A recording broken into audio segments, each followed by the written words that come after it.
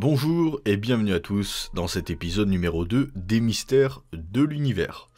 Alors je vais vous parler dans cet épisode d'événements vraiment étranges qui se sont passés en France pendant le Moyen-Âge. Un évêque jeta un sort sur une reine de France et on dit que ce sort aurait causé la mort de la reine en question. Alors la cible du sortilège, c'était la reine Jeanne de Navarre, la femme de Philippe le Bel.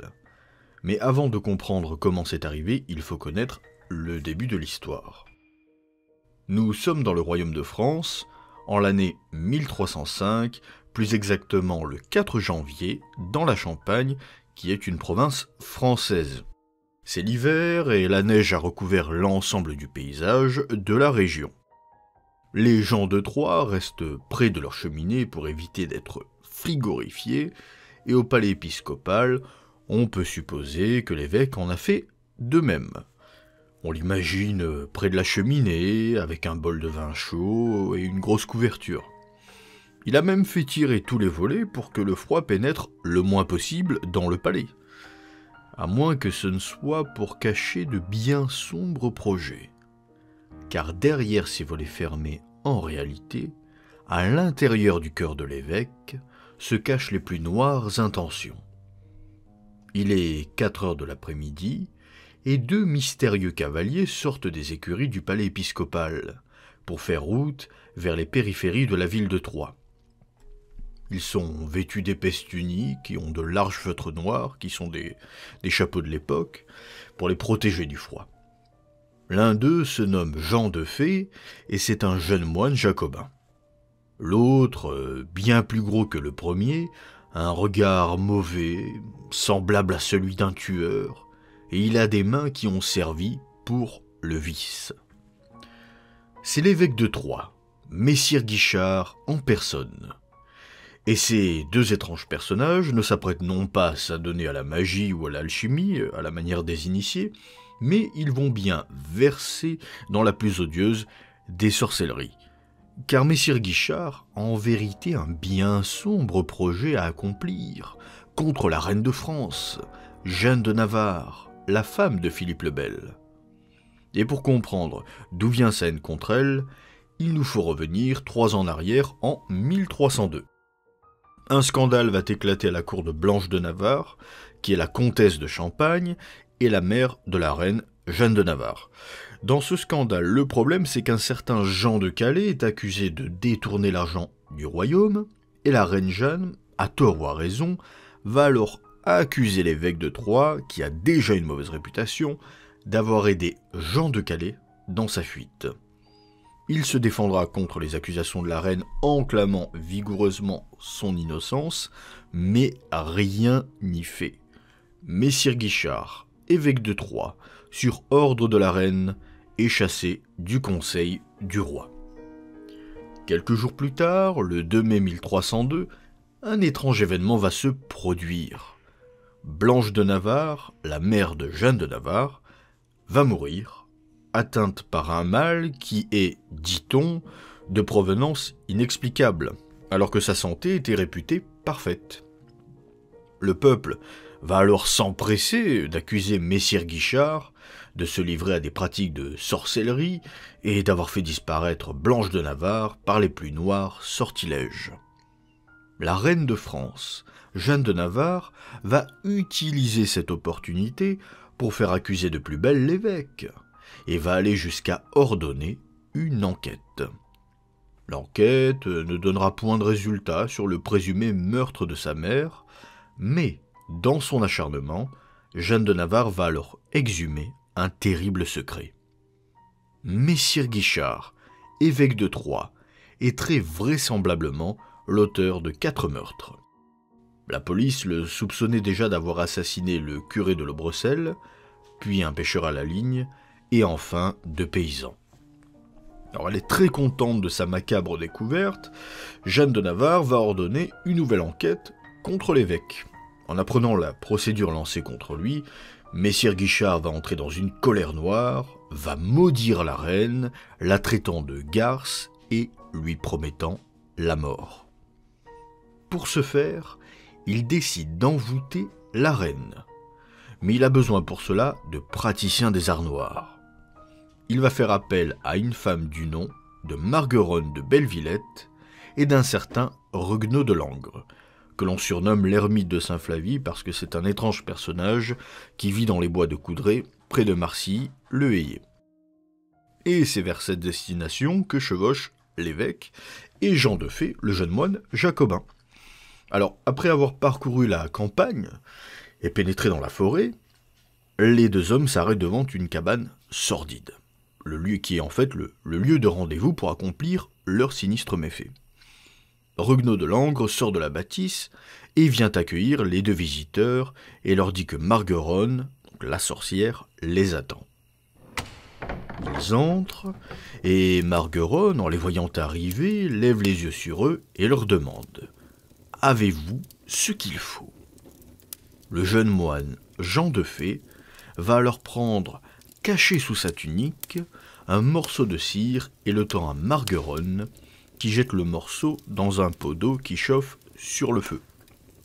L'évêque va faire remarquer que pour les besoins de la cérémonie, il faut une accoucheuse, c'est-à-dire une sage-femme pour la cérémonie. Donc il y en a une à Pouy, répond l'ermite, et qu'il va la faire quérir par Guillot, son valet.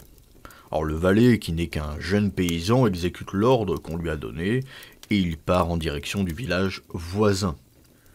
La sorcière, quant à elle, retire le morceau de cire qui est maintenant chaud et prêt à être modelé pour les besoins du rituel, car elle doit le faire ressembler, ce morceau de cire, à la forme d'une femme. Mais il s'avère qu'elle n'est pas douée pour la tâche, car cela semble lui prendre un très long moment, sans que le résultat soit concluant. Et c'est Jean de Fay qui va lui enlever le morceau de cire des mains pour le modeler rapidement et habilement en une petite poupée de cire. Ensuite, l'évêque ordonne qu'on la pose sur le lit, car il va falloir baptiser la poupée de cire. Le frère Jean va prendre une poêle d'airain et va y verser de l'eau qu'il bénit. Guichard appelle l'ermite en lui expliquant qu'il sera le parrain de la poupée de cire. Alors il refuse au début, mais Guichard le convainc d'accepter en lui disant « Crois-tu que si ce n'était pas bien, nous te le ferions faire ?» L'ermite se ravise et accepte. Dans le même temps, le valet Guillot revient avec la coucheuse qu'on lui avait demandé d'aller chercher. La femme est tremblante et intimidée, se demandant ce qu'elle fait là entourée de gens qu'elle ne connaît pas. Et le frère Jean va lui expliquer le rôle qui est le sien. Elle aussi va refuser catégoriquement au début de devenir la marraine d'une poupée de cire, que c'était là un sacrilège. Et bien avant de finalement se laisser convaincre par l'ermite d'accepter. Alors, tout le monde est maintenant prêt, et en ce lieu, éclairé seulement par les flammes de la cheminée, une étrange et terrible cérémonie se met en œuvre. Le jeune moine tire une étole de dessous ses vêtements, qui est un vêtement religieux donc relatif au catholicisme. Il enfile le vêtement et commence à réciter ensuite les premiers mots du baptême. Lorsqu'il prononce les premières paroles, l'ermite, la sorcière et la coucheuse sont à genoux sur le sol et touchent simultanément la figurine de cire de leurs mains. Dehors, un vent mauvais souffle, faisant trembler la porte et les volets. « Comment s'appelle-t-elle » demande le jeune moine. « Jeanne » répondent tous les individus présents. Le moine prend le crème que lui tend l'évêque et se penche sur la figurine de cire en lui demandant « Veux-tu être baptisé ?» Le parrain et la marraine désignés répondent en même temps « Je le veux ». Le frère Jean va alors prendre l'eau dans la poêle et par 3 fois il va en verser sur la figurine de cire en forme de femme en prononçant la suite des mots du baptême. « Amen » répondent-ils de nouveau tous en chœur une fois les paroles en latin prononcées. On fait maintenant sortir la coucheuse et on la conduit dans une grange pour qu'elle y passe la nuit, car elle ne doit en aucun cas assister à la 2e partie de l'envoûtement. Lorsqu'elle est partie, le moine et l'évêque placent la figurine de cire sur la table, et Margueronne, armée d'un stylet, perce la tête de la figurine à plusieurs reprises, en jurant « Celle pour qui ceci est fait, cette semaine n'aura plus de tête. » L'étrange cérémonie est maintenant terminée. L'ermite va monter au grenier pour cacher la figurine de cire, et Margueronne va dormir dans la grange elle aussi. L'évêque et le jeune frère Jean s'en retournent vers Troyes dans la nuit. Étrangement, quelques jours plus tard, on apprend que la reine Jeanne est en train de succomber à un mal mystérieux. À 3 reprises, la sorcière va revenir chez l'ermite de Saint-Flavie pour percer la tête de la poupée de cire. Lors de la 3e visite, la porte va brusquement s'ouvrir, et voilà que l'évêque Guichard est dans une colère folle. « Tout ce que nous faisons ne vaut rien !» cria-t-il. « On dit qu'il est venu de Poitiers un médecin qui guérit la reine. Il faut en finir, de par le diable !» Il va alors s'emparer de la figurine de cire, à l'effigie de la reine, la jette au sol et l'écrase de nombreux coups de talon. « Qu'elle meure donc, la garce !» L'évêque ramasse les morceaux de cire écrasés et les jette dans le feu de la cheminée. 2 jours plus tard, le 2 avril 1305, la reine Jeanne, qui fut l'épouse de Philippe le Bel, mourait à Vincennes d'un mal mystérieux. Alors on aborde maintenant la 2e partie de la vidéo, au-delà de l'histoire, les faits. Cette histoire est bien évidemment sinistre, et on peut se demander comment elle est parvenue jusqu'à notre époque, avec autant de détails, car en accomplissant ce genre de choses, normalement on ne souhaite pas le crier sur tous les toits. Alors la réponse est très simple. 3 ans après la mort de la reine Jeanne, l'ermite de Saint-Flavie, qui avait participé à la cérémonie avec la poupée de cire, va avoir, des remords. Contrairement à la sorcière, Margueronne de Bellevillette, l'ermite de Saint-Flavie, Regnault de Langres, n'est en fait pas versé dans la magie noire. C'est pour cela qu'au début, il refuse d'être le parrain de la poupée de cire, comprenant bien qu'il y avait un problème. Mais comme c'est un évêque, Messire Guichard qui va le rassurer, il va malheureusement lui donner sa pleine confiance. Mais c'est bien à lui qu'appartient la maison dans les bois qui a servi pour la cérémonie de sorcellerie. Notre ermite, qui a donc des remords, qui n'endort plus la nuit, n'a plus qu'une seule solution, aller demander à parler au confesseur du roi, en expliquant qu'il a des révélations à faire sur la mort inexplicable de la reine Jeanne de Navarre. Le pêcheur va alors révéler l'ensemble de la funeste cérémonie, la réunion dans les bois à son domicile, le baptême de la figurine de cire à l'effigie de la reine, et surtout que la demande d'envoûtement provenait de l'évêque de Troyes, Messire Guichard. Par contre, on peut se demander pourquoi Regnault de Langres est allé voir les autorités 3 ans plus tard, alors que la chose logique était d'y aller une fois qu'il avait compris que la jeune en question était la reine, et qu'elle venait de mourir 2 jours après la cérémonie. Alors je n'ai pas trouvé d'explication à ce fait. Peut-être Regnault de Langres a-t-il été utilisé pour des buts politiques, c'est une possibilité. Mais il faut aussi comprendre qu'à cette époque, on hésitait à dénoncer quand on avait assisté à certains actes de sorcellerie, car on pouvait vite se retrouver coupable d'hérésie soi-même et autres joyeusetés, et là on pouvait très mal finir.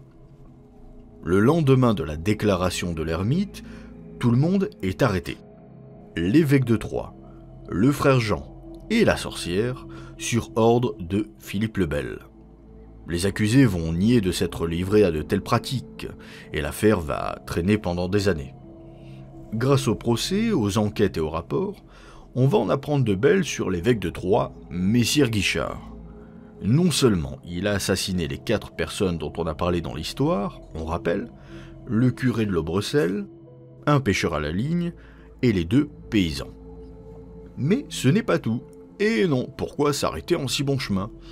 On apprend dans la bulle du pape Clément V, datée du 9 août 1308, du rapport de Guillaume de Angreste, bailli de Sens, de la déclaration des évêques de Sens, qui sont les évêques d'Orléans et élus d'Auxerre, entre d'autres titres, de la déposition des témoins, Regnault, Margueronne et Pérotte. On apprend que l'évêque de Troyes, Messire Guichard, a fabriqué une mixture à base de scorpions, de crapauds et d'araignées venimeuses, dont il en fera un poison, bien évidemment. Et dans sa cruauté, il a utilisé ce poison pour le tester sur un pauvre chien, qui en est mort immédiatement, et également sur un chevalier de la maison de la reine Jeanne de Navarre, Jean Boursault. On apprend également qu'il s'en est pris aussi à Sire Charles, qui était le comte d'Anjou, et même au roi Philippe le Bel. Alors concernant le chevalier Jean Boursault, il était en train de rentrer de la messe, et il demanda à l'évêque un peu à boire et s'il pouvait manger quelques prunes. L'évêque voulant tester son poison sur un humain, il le met sur les prunes que le chevalier Jean Boursault va manger. Et rapidement, le chevalier va tomber malade et mourir 4 jours plus tard. Voilà donc quelques exemples sympathiques qu'on apprend dans les rapports. Alors, Jean de Fay, qui est un jeune moine, a aussi des connaissances de la sorcellerie, comme l'évêque. Jean de Fay a été réputé pour avoir en sa possession des grimoires de magie noire. C'est un fait très intéressant car l'histoire a démontré en de nombreux exemples qu'à la fois la magie était condamnée, la magie de toutes sortes, qu'elle soit noire ou pas, le nom qu'on veut bien lui donner, mais qu'il y avait des exceptions à certaines époques, notamment pour les astrologues par exemple, puisque ceux-ci lisaient l'avenir dans les étoiles, et les étoiles avaient été créées par Dieu, donc ce qui n'était pas considéré comme une pratique diabolique à l'époque, mais le deviendra plus tard. Mais l'important, c'est que l'on a pu démontrer à travers toutes les époques que les livres de magie, quels qu'ils soient, allaient être utilisés en secret par les mêmes qui interdisaient la chose aux autres sous couvert de religion. Et évidemment, il n'est pas ici question, ce n'est pas le but dans cette vidéo, de faire un réquisitoire contre les pratiques qui seraient ésotériques ou occultistes, mais bien de démontrer que dans notre histoire, c'est une utilisation, on va dire, dangereuse qui en est faite. Voilà tout. Et, gros rebondissement dans l'affaire, finalement, malgré les accusations après 8 longues années, l'évêque, Messire Guichard, fut relâché, faute de preuves. Alors dans le récit, il est aussi question de la vie de Jeanne de Navarre, qui lance des accusations alors qu'elle mène la belle vie à la tour de Nesle. La question qui se pose souvent, c'est est-ce qu'en fait il ne s'agirait pas plutôt de Marguerite de Bourgogne et qu'on se serait en fait trompé de personnage? Alors, c'est de Alexandre Dumas et à sa tour de Nesle d'où provient cette référence. Alexandre Dumas disait qu'on avait le droit de tromper l'histoire à condition de lui faire de beaux enfants. Et c'est ce qu'il s'est passé pour Madame Clio. Donc le drame qu'il a créé est un de ses plus solides bâtards, puisque Marguerite de Bourgogne n'est jamais venue à la tour de Nesle. En vérité, c'est sa belle-mère, la reine Jeanne de Navarre, qui venait y rencontrer ce qu'on appelle de gentils minés, c'est-à-dire de jeunes hommes élégants, un petit peu efféminés, et on raconte qu'elle faisait mettre ces jeunes hommes dans un sac pour les jeter dans la Seine. Donc elle aussi a quand même certains aspects assez sombres. Alors maintenant, pour parler de l'envoûtement sacrilège en lui-même, qu'est-ce qu'on peut en penser? Alors il est difficile de savoir ce que l'on pourrait en penser à vrai dire. Est-ce que l'envoûtement pratiqué par l'évêque de Troyes et la sorcière a réellement été la cause de la mort de la reine Jeanne? Eh bien cela restera évidemment un mystère. Premièrement, comme nous venons de le voir, ce genre de pratique existe encore aujourd'hui et s'est généralisé dans la culture populaire sous le terme de poupée vaudou. Bien que ce ne soit pas uniquement une pratique vaudou, puisque le récit principal qui vient de vous être raconté se passe en France en 1305. Mais dans le livre D'où je tire cette histoire de Guy Breton et Louis Pauwels, Guy Breton nous raconte avoir vécu une histoire relative avec ce genre de pratique. Comme elle est courte et intéressante, je vais vous la livrer ici. Nous avions dîné avec quelques amis, nous parlions de ces problèmes, et il y avait là une jeune femme totalement sceptique, totalement incrédule, qui nous dit « Moi, je ne crois absolument pas à vos histoires d'envoûtement. Tout cela, c'est de la blague. » Alors, un de mes amis, avocat, lui proposa une expérience. « Si vous voulez, dit-elle, mais je vous préviens, avec moi, cela ne marchera pas. » essayons tout de même. » Elle accepta. Il lui demanda d'abord un cheveu et un morceau d'ongle. Puis il prit le pain qui était sur la table, en détacha un peu de mie, et lui demanda de l'humecter avec sa salive. Après quoi, il confectionna une sorte de petite poupée de 5 à 6 cm avec le reste de la mie de pain. Il y mêla le cheveu, la rognure d'ongle et la boulette humectée de salive. Puis il dit à la jeune femme : « On va vous conduire dans la dernière chambre de cet appartement. Vous laisserez la porte ouverte.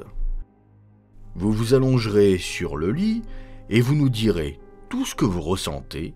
Je compte sur votre honnêteté. » La jeune femme promit et alla s'installer dans la chambre.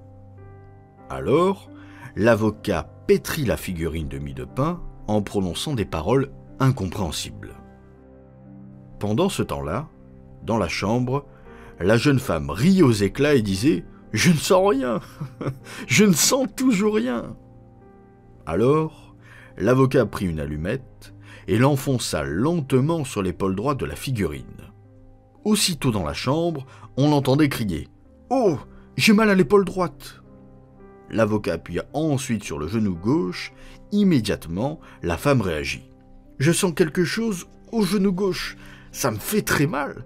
Oh, les brutes! Si c'est vous qui me faites cela, moi j'arrête !» L'avocat prit une carafe et fit couler un peu d'eau sur la tête de la poupée. « J'ai l'impression que quelque chose passe sur ma figure !» cria la jeune femme. « Comme de l'eau qui coule !»« Maintenant, nous dit l'avocat, si j'enfonçais mon allumette ici, il désigna le cœur, notre ami mourrait aussitôt. » Alors, on a rappelé la jeune femme qui est revenue en tremblant. L'avocat a désenvoûté la figurine, il l'a brûlée, et nous n'avons jamais recommencé ce genre d'expérience. Voilà pour l'étrange histoire qu'a vécue Guy Breton. Alors, le but dans cette vidéo n'est pas de donner davantage de détails sur ce genre de procédés ou d'autres pratiques dangereuses, mais simplement de faire comprendre que dans notre histoire, il est question de dangereux personnages, d'utilisation de forces involutives pour des motifs de vengeance, et que nous avons donc affaire ici à un exemple de la science des empoisonneurs et des envoûteurs dont nous parle Eliphas Lévi dans son dogme rituel de la haute magie. Je cite : « Il y a une vraie et une fausse science, une magie divine et une magie infernale, c'est-à-dire mensongère et ténébreuse. Nous avons à révéler l'une et à dévoiler l'autre. Nous avons à distinguer le magicien du sorcier et l'adepte du charlatan. Le magicien dispose d'une force qu'il connaît. Le sorcier s'efforce d'abuser de ce qu'il ignore. Le diable, s'il est permis dans un livre de science d'employer ce mot décrié et vulgaire, le diable se donne au magicien et le sorcier se donne au diable. Le magicien est le souverain pontife de la nature. Le sorcier n'en est que le profanateur. Le sorcier est au magicien ce que le superstitieux et le fanatique sont à l'homme vraiment religieux. Les actes doivent être analogues à la volonté. La volonté de nuire ou de se faire aimer doit être confirmée pour être efficace par des actes de haine ou d'amour. On parle d'un homme jaloux et lâche qui, pour se venger d'un rival, s'infecta lui-même volontairement d'un mal incurable et en fit à la fois fléau commun et l'anathème d'un lit partagé. Cette horrible histoire est celle de tout sorcier qui pratique les envoûtements. Il empoisonne pour empoisonner, il se damne pour torturer, il aspire l'enfer pour le respirer et il se blesse à mort pour faire mourir. Mais s'il en a le triste courage, il est positif et certain qu'il empoisonnera et qu'il tuera par la projection seule de sa perverse volonté. Alors maintenant, en conclusion. Au final, que l'on considère que le phénomène soit réel ou pas, n'est pas le point important de l'histoire, mais qu'il existe des individus qui osent absolument tout pour mettre fin à la vie de personnes qui les dérangent, pour s'emparer d'un héritage, d'ensorceler pour se faire aimer, ou essayer de conjurer des sombres esprits pour devenir tout-puissants, là est le point focal. Jeanne de Navarre disparut mystérieusement, tout comme son mari, le roi, Philippe le Bel, qui déclenchera contre lui la malédiction des Templiers. Mais ceci est une autre histoire.